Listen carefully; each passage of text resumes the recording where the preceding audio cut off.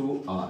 यदि हम इनसे त्रिज्या का मान निकालते हैं, यदि त्रिज्या r का मान निकालेंगे, ये गुना में है, ये जाएगा इसके भाग में, यानी r बराबर कितना हो जाएगा, r/2।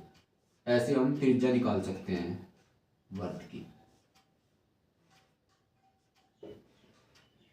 ये त्रिज्या की। अब देखो, जैसे हमने इनसे परिधि है, परिधि का पूरा एक चक्कर लगाने में चली गई दूरी, वर्त का पूरा एक चक्कर लगाने में चली गई दूरी क्या कहलाती है, परिधि कहलाती है। वर्त का एक चक्कर लगाने में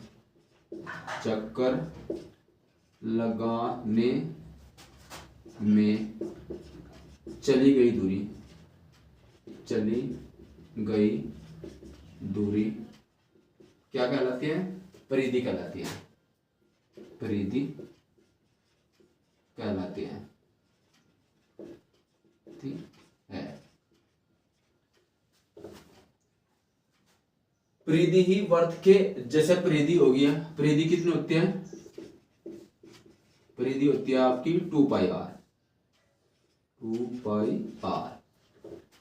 वर्त की परिधि कितनी है, 2πr।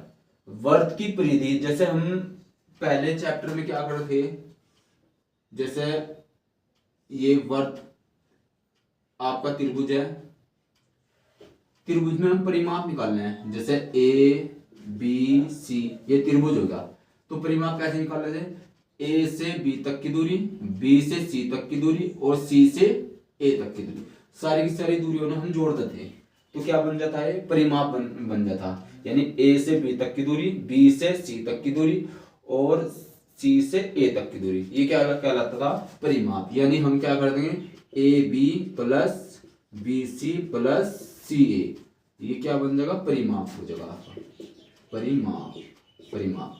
ऐसे ही वर्त में होता है परिमाप, जैसे यहां परिधि है, यदि हम इस बिंदु से पूरा एक चक्कर लगाएंगे परिधि का, तो वो क्या कहलाएगा, परिमाप कहलाएगा। अर्थात परिमाप जो होता है, परिमाप वो किसके बराबर होता है, परिधि के बराबर होता है, परिधि के बराबर होता है, परिधि के बराबर। परिधि कितनी होती है, 2πr, परिधि होती है 2πr, ये होगी परिधि।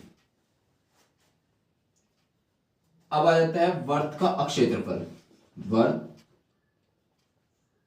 वर्त का अक्षेत्रफल।